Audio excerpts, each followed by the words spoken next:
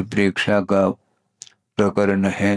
वस्तु तत्व के स्वरूप को यथार्थ उसका ज्ञान किए बिना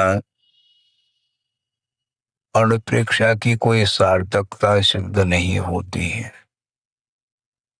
निरंतर चिंतन करने वाला चिंतन कर सकता है, निषेध नहीं है, किंतु चिंतन करने के उपरांत भी पर पदार्थ से प्रभावित यदि हो रहा है तो वह चिंतन कहाँ तक काम कर सकता है। हाँ। मिथ्यात्व की भूमिका में भी श्रुत ज्ञानावरणी कर्म का ऐसा शोषण हो जाता है कि वर्तमान में हमारे पास जो श्रुत है वो बहुत अल्प मात्रा में है।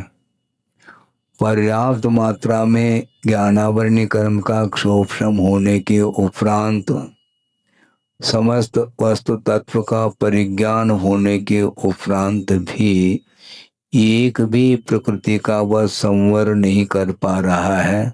बड़ा विस्मय होता है। चिंतन करना अलग वस्तु, किंतु चिंतन करते हुए भी यदि श्रद्धान पूर्वक चिंतन करते हैं तो चिंतन की सार्थकता सिद्ध होती है। श्रद्धान के अभाव में लंबा चौड़ा ज्ञान लेकर के चल रहा है, बारीकी से वस्तु तत्व के स्वरूप के बारे में ज्ञान तो प्राप्त कर लिया, इसके बावजूद भी श्रद्धान से वंचित है और वर्तमान में बहुत अल्प मात्रा में श्रुत हम लोगों के सामने हैं। प्रथमाण योग, करणान योग, चरणान योग, द्रव्यान योग संबंधी जो भी विषय उपलब्ध होता है अत्यल्प मात्रा में उपलब्ध होता है। आप लोग कह सकते हैं महाराज हम अज्ञानी ठहरे, हमें कुछ आता नहीं है। नहीं आता है ये अलग वस्तु, किंतु वह फील करता है महाराज ऐसा कोई भी उपाय बता दो जिसके माध्यम से हमारा जीवन का उद्धार हो सके। इस प्रकार भीतर का यदि भाव सामने रखता है तो निश्चित रूप से मानना पड़ेगा कि उसके पास ज्ञान है। भीगता जो भीगता है उसके लिए कुछ कहा जाता है तो बहुत जल्दी वह प्रभावकारी सिद्ध होता है।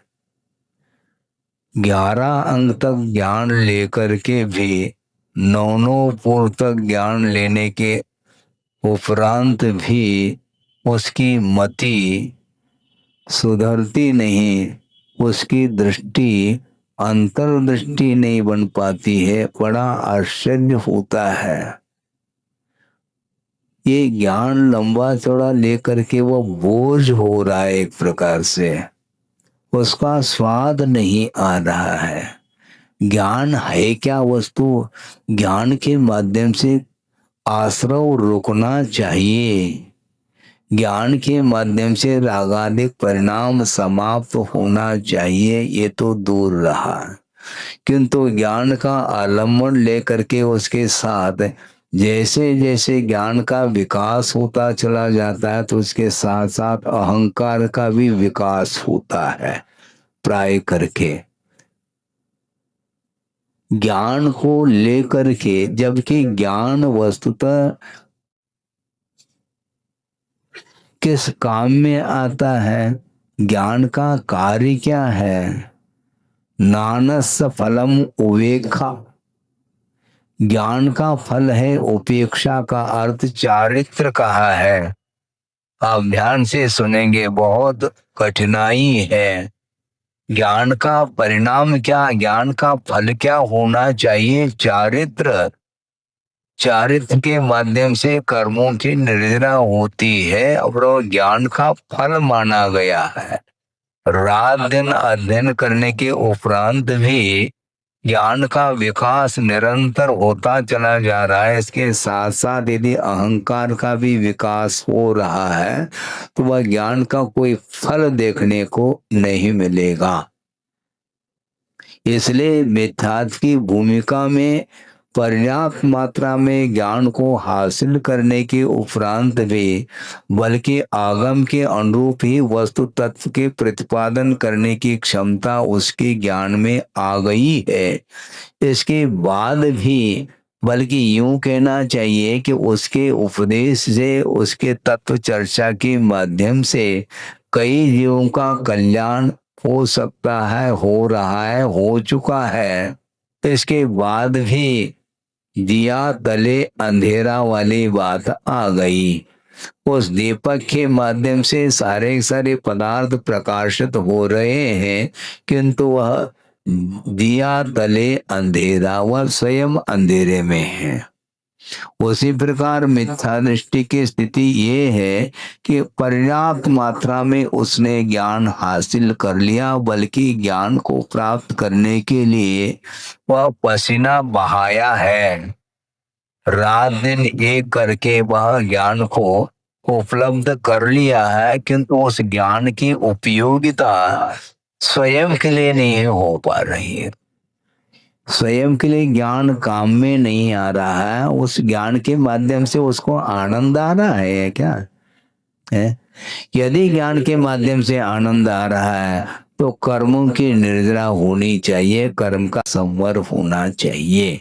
यदि आश्रव नहीं रुक रहा है उस ज्ञान के माध्यम से तो वह आनंद किस काम का, वह किस बात का आनंद है, ये और प्रश्न चिन्ह सामने खड़ा होता है। वो आनंद क्या वस्तु है? वह वस्तुतः वह ज्ञान ख्याति के लिए कारण बन रहा है और ख्याति के माध्यम से आनंद ले रहा है। वह ज्ञान का आनंद नहीं माना जाता है। ज्ञान का आनंद वह माना जाता है उस ज्ञान के माध्यम से, अर्थात पदार्थ का यथार्थ ज्ञान होने के उपरांत उसको आनंद तब आता है जब अपने जीवन में चारित्र आ जाता है। क्योंकि चारित्र के लिए ज्ञान है, ज्ञान के लिए चारित्र नहीं। चारित्र के लिए ज्ञान की आवश्यकता है, क्योंकि अज्ञान पूर्वक जो आचरण है वह संसार से ऊपर उठाने में सक्षम नहीं है वह चारित्र। इसलिए अज्ञान पूर्वक आचरण निवृत्त्यर्थम ज्ञानस्य सम्यक विशेषणम, ऐसा पूजपा स्वामी ने कहा है। चारित्र के पूर्व में जो सम्यक विशेषण जो जोड़ा है वह अज्ञान पूर्वक जो आचरण अभी तक चल रहा था उसकी निवृत्ति के लिए, अज्ञान पूर्वक आचरण से ऊपर उठने के लिए यहाँ पर चारित्र के पूर्व में समीचीन सम्यक शब्द का विशेषण जोड़ा है। अर्थ यह है कि ज्ञान के माध्यम से, सम्यक ज्ञान के माध्यम से आचरण में समीचीनता आती है, यह स्पष्ट है। अब ज्ञान के माध्यम से भी यदि मान लो आचरण में समीचीनता नहीं आ रही है तो वह ज्ञान समीचीन है क्या नहीं है, यह प्रश्न चिन्ह तो खड़ा ही हो जाएगा। सम्यक ज्ञान हो और आचरण की ओर कदम न उठे, ऐसा नहीं हो सकता। तो महाराज फिर हम सम्यक दृष्टि नहीं है क्या? हमारे पास सम्यक ज्ञान नहीं है क्या? ये विकल्प तो आ गया, क्योंकि कहने से ऐसा लग रहा है कि हमारे पास अब सम्यक ज्ञान है ही नहीं, क्योंकि हमारा चारित्र की ओर हमारे कदम नहीं बढ़ रहे हैं। इससे स्पष्ट है हमारे पास सम्यक ज्ञान नहीं है, और सम्यक ज्ञान नहीं है तो सम्यक दर्शन भी नहीं है। इस प्रकार वह विकल्प मन में आता है। विकल्प मत करो, भाव ये है आप सम्यक दृष्टि हो सकते हैं, इसमें कोई दो राय नहीं है। और सम्यक दर्शन है, सम्यक ज्ञान के माध्यम से वह सम्यक दर्शन के माध्यम से ही ज्ञान में समीचीनता आई है, मैं मानता हूं, किंतु वह सम्यक दर्शन एक्टिव होना चाहिए। सम्यक ज्ञान यदि है तो विवेक जागृत होना चाहिए, और सम्यक ज्ञान होने के उपरांत भी यदि अपने जीवन में विवेक नहीं आ पाता है तो वह ज्ञान एक्टिव नहीं है, सक्रिय नहीं है, ऐसा कहने में कोई भी आगम से बाधा नहीं आती है। सम्यक दर्शन को लेकर के भी बैठो, किंतु सारे सारे आपके जो सम्यक दर्शन के अंग हैं वो सक्रिय नहीं है, तो निश्चित रूप से वह ज्ञान भी सक्रिय नहीं ऐसा माना जाता है। आश्चर्य लगता है, शिवभूति को लेकर के दिन भर में कई बार वह शिवभूति का स्मरण हमें हो आता है कि इतना अल्प मात्रा में ज्ञान ज्ञान नाम मात्र का ज्ञान था, लेकिन वस्तुतः वही समीचीन ज्ञान माना जाता है जिसके माध्यम से कर्मों की निर्णय होती है। आश्रम को रोकने में जो सक्षम समर्थ ज्ञान होता है वही समीचीन ज्ञान माना जाता है। उसके बिना वह ज्ञान एकमात्र द्रव्य श्रुत के रूप में दिया है, और द्रव्य श्रुत के साथ भाव श्रुत की कोई अन्वति नहीं है, अविनाभाव संबंध नहीं है। जिसके पास द्रव्य श्रुत है उसके पास भाव श्रुत हो ही, जिसके पास द्रव्य श्रुत है उसके पास सम्यक दर्शन हो ही, ऐसा कोई अनिवार्य नहीं है। जिसके पास सम्यक दर्शन है उसके पास सम्यक ज्ञान है, ये निश्चित बात है। अब सोचो विचार करो, वो सारा सारा ज्ञान दूसरे के काम में आ रहा है, स्वयं के काम में नहीं आ रहा है। इसके बाद भी उसको कोई फिक्र नहीं है। अपने आत्म कल्याण की दृष्टि जिसके अंदर नहीं है वह केवल दूसरे के लिए वह खड़ा हुआ है और उसमें आनंद भी लेता है। वह केवल प्रशंसा का आनंद है, ख्याति का आनंद है। लोग ये समझेंगे तो इसके बराबर दुनिया में कोई भी ज्ञानी नहीं है, कोई विद्वान नहीं है।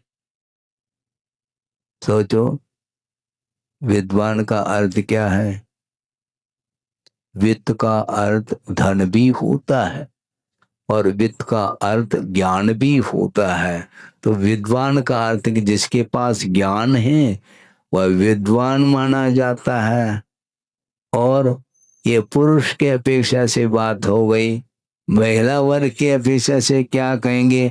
उनको विद्वान नहीं कहेंगे, विदुषी कहेंगे। बात तो वही है, भाषा का अंतर है। व्यक्ति विशेष के अपेक्षा से भिन्न भिन्न शब्दों के प्रयोग करते हैं। अपने आप को विदुषी समझती हैं और आप लोग अपने आप को विद्वान समझते हैं। किंतु विद्वान का अर्थ क्या है? जिसके पास धन है वह भी वित्तवान कहलाता। वित्त का अर्थ धन होता है और वित्त का अर्थ ज्ञान भी होता है। कोई धनी है, कोई ज्ञानी है, लेकिन धन की भी उपयोगिता सिद्ध होनी चाहिए और ज्ञान का भी उपयोग सही सही क्षेत्र में होना चाहिए, लेकिन नहीं हो पाता है। ये प्रशंसा का भूखा है संसारी प्राणी, इसलिए इस प्रकार की स्थिति बन रही है। तो मैं शुरुआत में ही ये बात कही थी, वह ज्ञान किस काम का जिसके माध्यम से कर्म का निरोध न हो।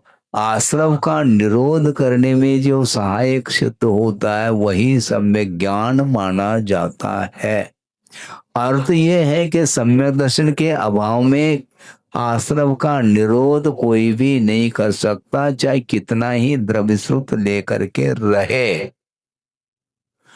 9 ग्रेविक आपने सुना तो होगा। 16 स्वर्ग होते हैं। वैसे तो देव 4 प्रकार के होते हैं। देवा चतुर्निकाया, भवनवासी, व्यंतर, ज्योतिष और वैमानिक की अपेक्षा से ये 4 प्रकार के फैकल्टी हैं देवों में। तो उसमें जो वैमानिक देव होते हैं वो सारे सारे सम्यक दृष्टि ही होते हैं, ऐसा तो है नहीं। वहां पर मिथ्या दर्शन के साथ भी वैमानिक देवों में उत्पत्ति होती है। और यहाँ तक कि 16वें स्वर्ग के उपरांत 9 ग्रह का नंबर आता है, जहाँ पर 22 सागर के उपरांत एक एक सागर बढ़ती गई है। तो अंतिम ग्रह की जो उम्र है वह 31 सागर की उसकी उत्कृष्ट आयु मानी गई है। 31 सागर की उत्कृष्ट आयु है, शुक्ल लेशा है और प्रविचार का अभाव है और पर्याप्त मात्रा में वह ज्ञान भी रखता है। नहीं रखता ऐसा नहीं, इसके बाद भी मिथ्यात्व के साथ जीवन व्यतीत कर रहा है। अब सोचो विचार करो, शुक्ल लेशा होते हुए भी, प्रविचार का अर्थात वासना का अभाव होते हुए भी एक भी प्रकृति का वह संवर नहीं कर पा रहा है। बड़ा आश्चर्य लगता है। ज्ञान क्या काम कर रहा है, कषाय की मंदता क्या काम कर रही है। सोचो विचार करो, कोई थोड़ा बहुत संक्लेश परिणाम में आ जाता है तो उसको व्यवहार में ये बोला जाता है बहुत कषाय करता है, किंतु वहां पर शुक्ल लेशा है बंधु। वहां पर क्रोध, मान, माया और लोभ, ये चारों कषाय इतनी मंदता को प्राप्त हुए हैं, ऐसा लगता है कि यह सम्यक दृष्टि होना चाहिए। एक सम्यक दृष्टि है और कृष्ण लेशा हो सकती है, क्योंकि असंयम की भूमिका में 6 लेशाओं का उल्लेख मिलता है आगम में। कृष्ण, नील, कापोत, ये सारे अशुभ लेशाएं मानी जाती हैं। पीत, पद्म और शुक्ल ये शुभ लेशा मानी जाती। कषाय की मंदता में शुभ लेशाएं होती हैं और कषाय की तीव्रता में अशुभ लेशाएं होती हैं।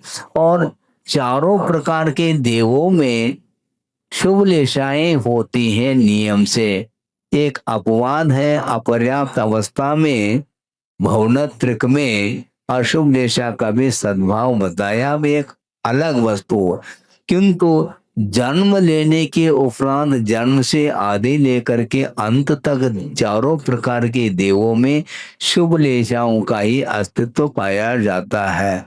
और भवनत्र के उपरांत जो वैमानिक देव हैं वो तो शुभ लेशा वाले हैं और आगे और शुभ लेशा बढ़ती जाती है। और 16वें स्वर्ग से लेकर के आगे जितने भी अहमिंद्र हैं सब शुक्ल लेशा के धारी माने जाते हैं। इसके बाद भी सम्यक दर्शन का अभाव है। अब सम्यक दर्शन की क्या पहचान है, समझना ही कठिन हो गया। कोई आपस में लड़ रहा है तो उसको हम एकदम नहीं कह सकते हैं कि सम्यक दर्शन नहीं है, ऐसा नहीं कहा जा सकता। और बिल्कुल जो शांत बैठा है उसको हम सम्यक दृष्टि कह दें, संभव नहीं है। सम्यक दर्शन और मिथ्या दर्शन की जो पहचान वह अलग ही हुआ करती है। सच्चे देव शास्त्र गुरु के प्रति जो श्रद्धान का भाव है उसका नाम सम्यक दर्शन कहा है। ये बात अलग है, मनुष्य और तिरंज गति में सम्यक की जो उत्पत्ति होती है वह शुभ लेशा के साथ ही संभव है। और देव पर्याय में भी शुभ लेशा ही होते, इसमें कोई बाधा नहीं। किंतु नरकों में ऐसी व्यवस्था नहीं, क्योंकि नरकों में जो नारकी रहते हैं वे अशुभ लेशा वाले माने जाते हैं। नारका नित्या अशुभतर लेशा, ये कहा है। निरंतर नारकियों में जो लेशा होती है वह अशुभतर लेशा होती है, अर्थात कृष्ण, नील, कापोत, ये 3 लेशाएं पाई जाती हैं। इन अशुभ लेशा की भूमिका में भी सम्यक दर्शन के अभिमुख हो जाता है वह मिथ्या दृष्टि नारकी, और सम्यक को उत्पन्न कर लेता है। और इधर शुक्ल लेशा के साथ रह करके भी सम्यक दर्शन से वंचित है। इसलिए हम बहुत आगम के अनुरूप आपके सामने यह विषय रखना चाहते हैं और आप लोगों को भी बहुत गौर से इस विषय को सुनने का पुरुषार्थ करना चाहिए।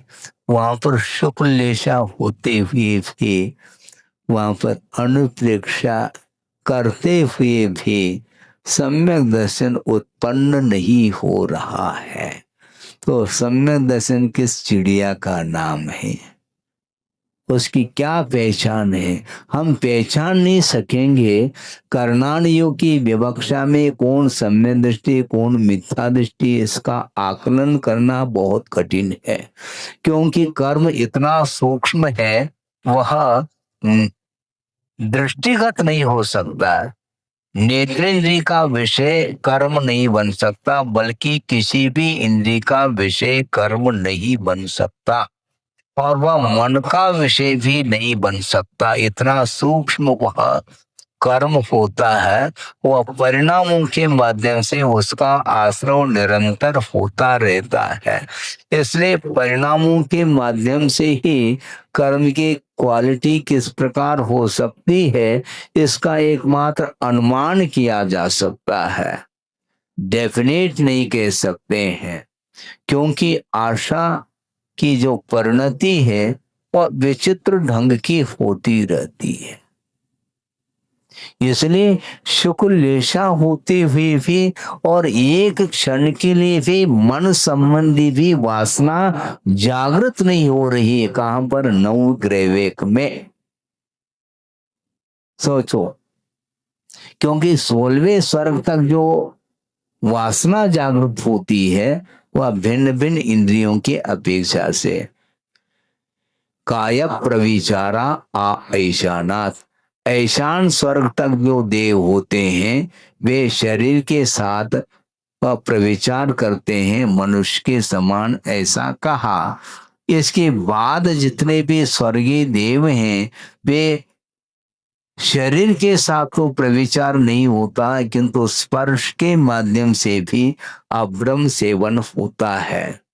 रूप के अवलोकन करने से भी अब्रह्म सेवन होता है, और गीत संगीत आदि के श्रवण के माध्यम से, जो कि राग वर्धक वह गीत माने जाते हैं, उसके श्रवण से भी अब्रह्म सेवन होता है।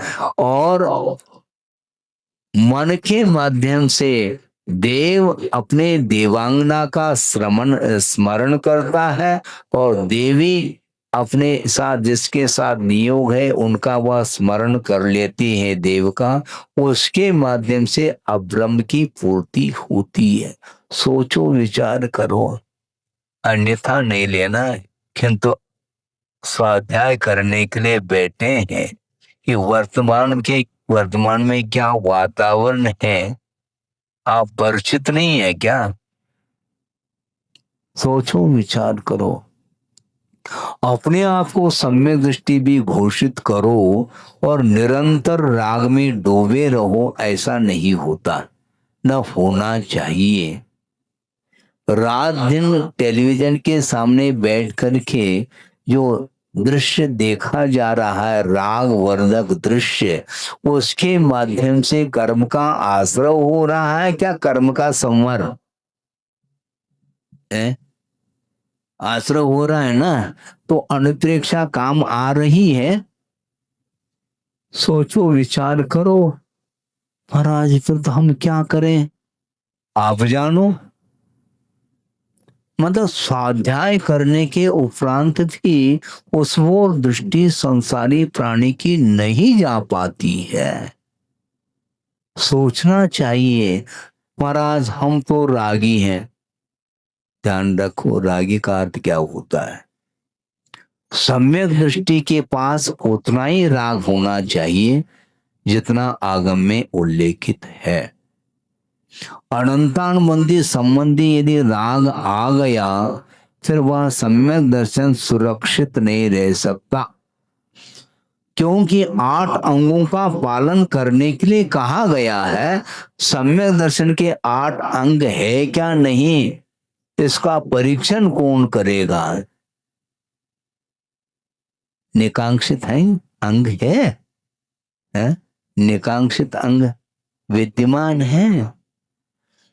विषयों की आकांक्षा नहीं होना बहुत गहरा अर्थ है।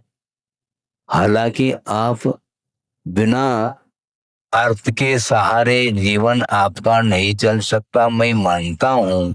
व्यक्ति की आवश्यकता होती है, किंतु निकांक्षित अंग का पालन किस ढंग से किया जाता है इसको भी समझना है।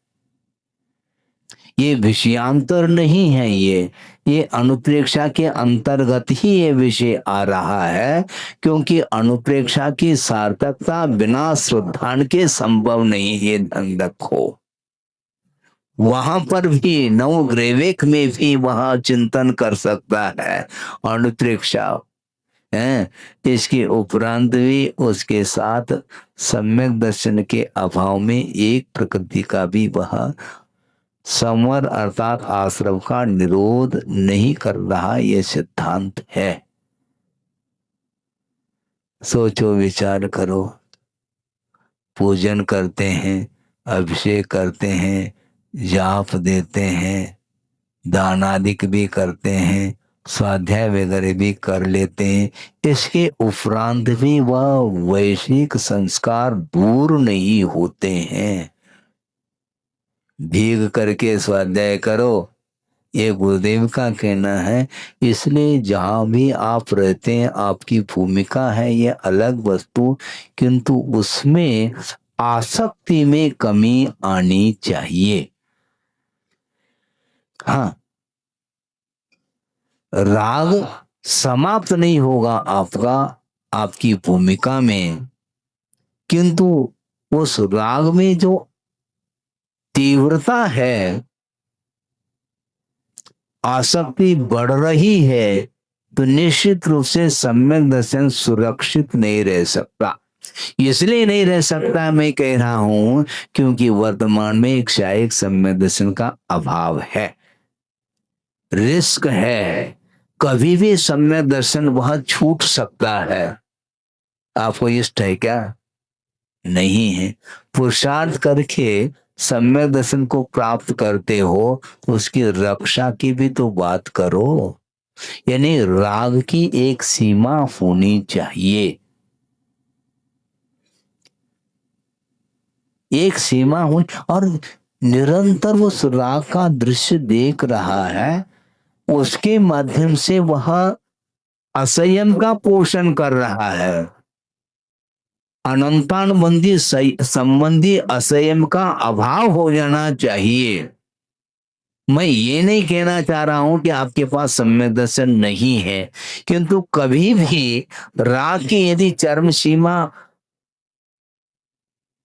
होगी, राग चरम सीमा तक यदि पहुंचेगा तो सम्यक दर्शन के लिए प्रश्न चिन्ह लगेगा। ये मेरा हमारा बार बार कहना है। आप रहें, किंतु नियंत्रण होना चाहिए। नियंत्रण यदि नहीं है तो वह असंयम माना जाता है, और वह असंयम 3 प्रकार का माना, ये ध्यान रखो। क्या सुन रहे हैं? असंयम 3 प्रकार का माना गया है। अनंतानुबंधी अप्रत्याख्यानावर्ण प्रत्याख्यानावर्णोदयात, ऐसा कहा है।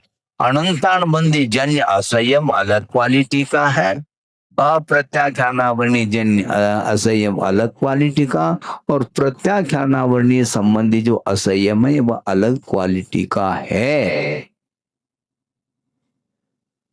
अनंत की जो आशा है वह कभी भी आशा समाप्त नहीं होती है। निरंतर विषयों का उपभोग करता चला आ रहा है संसारी प्राणी, किंतु वह तृप्ति का अनुभव नहीं कर रहा है। वह तृप्तिजनक है ही नहीं। जब तृप्तिजनक नहीं है, बल्कि यूं कहना चाहिए कि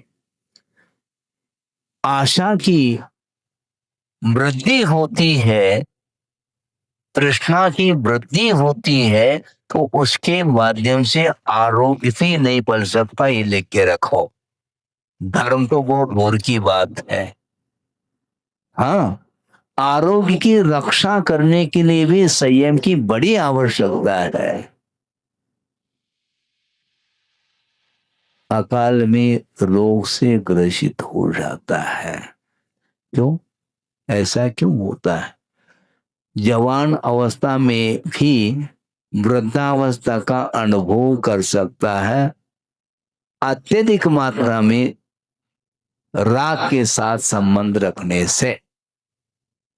इसलिए ये जितने भी संसाधन हैं वर्तमान में जो आप उनका उपयोग कर रहे हैं, उसके माध्यम से आरोग्य की हानि हो रही है। मोबाइल और टेलीविजन, इसके माध्यम से छोटे छोटे बच्चों के ऊपर भी दुष्प्रभाव पड़ रहा है।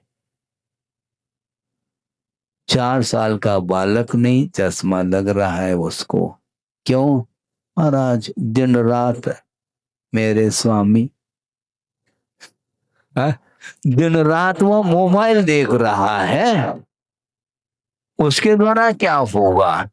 महाराज मानता नहीं। दिया किसने? उसके हाथ में मोबाइल कहां से आया? देने वाले आप ही लोग हो। क्योंकि उसका प्रयोग आप अपने जीवन में कर रहे हैं और बच्चों के बीच में रह करके सब आप करते हो, तो इसलिए बच्चे भी कहेंगे जब आप कर रहे हैं पिताजी, हमारे लिए क्यों रोका जा रहा है? हम्म? ये सब मर्यादाएं समाप्त हो रही है, इसको ध्यान में रखना चाहिए। इस प्रकार के ये ध्यान रखो उपदेश। दुनिया में चले जाओ, कहीं भी उपदेश नहीं मिल सकता। संसार से ऊपर उठना चाहो, अपने बच्चों के ऊपर अच्छे धार्मिक संस्कार डालना चाहो, तो आगम के अनुरूप अपनी प्रवृत्ति को बनाने की बड़ी आवश्यकता है। आप अपनी भूमिका के अनुरूप आपका राग पूर्णतः समाप्त तो नहीं हो सकता, किंतु उसमें ब्रेक लगना चाहिए। है? ब्रेक का अर्थ क्या होता है? संयम, असंतुलित नहीं होना चाहिए। है? इसलिए पहले भी हमने ये बात कही थी, आप लोगों को विस्मरण हो जाता है। चारित्र में और संयम में बड़ा अंतर है। चारित्र का अर्थ चलने का नाम चारित्र होता है, व्रतों का पालन करने का नाम चारित्र होता है, किंतु चारित्र के पालन करने में जो सावधानी बरती जाती है उसका नाम संयम है। इसलिए महाराज फिर तो हम तो असंयमी हैं, हमारे जीवन में संयम आ नहीं सकता। किसने कहा है? किसने कहा है? अविरत सम्यक दृष्टि के पास भी संयम है, अर्थात चारित्र है। वो कौन सा चारित्र? सम्यक आचरण चारित्र कहा है। अविरत सम्यक दृष्टि का अर्थ ये होता है, संकल्प पूर्वक उसने असंयम का अर्थात पाप का त्याग नहीं किया है। न स्थूल रूप से पाप का त्याग किया है, न सूक्ष्म रूप से पाप का त्याग किया है, इसलिए वह असंयमी है, अविरति है। इसके बावजूद भी सम्यक दृष्टि है, तो उसके पास सम्यक दर्शन के अनुरूप आचरण उसका भी होता है। अन्यथा मिथ्या दृष्टि के आचरण में और सम्यक दृष्टि के आचरण में कोई अंतर है क्या? नहीं है। किसी को मिथ्या दृष्टि कह दे, हमें मिथ्या दृष्टि कहते हो, अच्छी बात है, आपका आचरण क्या है ये तो बताओ। जैन साहब, हाँ, आपको जैन बोलते हैं, तो जैन साहब आपकी क्या हालत क्या हो रही इन दिनों में है? क्योंकि कभी कभी जो जैनेतर होते हैं बंधु, वो भी आप लोगों की प्रवृत्ति को देखते हैं, क्योंकि वो भी जैनागम का अध्ययन वो भी करते होंगे। क्योंकि अहिंसा परमो धर्म हम जय बोल रहे हैं, इसके उपरांत भी आचरण की दृष्टि से देखते हैं तो उनको भी देखने में बात आती है। जैसे उदाहरण के लिए अन्यथा न लें, क्योंकि किसी व्यक्ति विशेष को लेकर के ये उपदेश नहीं दिया जा रहा है, व्यापक दृष्टि से ये उपदेश है और अपने जीवन में उतारने के लिए ही उपदेश दिया जा रहा है। जिसने अपने जीवन में उपदेश को चारित्र का रूप दे दिया, उनके लिए नहीं कहना मेरा, किंतु आम तौर से ये बात सुनने को, पढ़ने को, देखने को ये विषय मिल जाता है।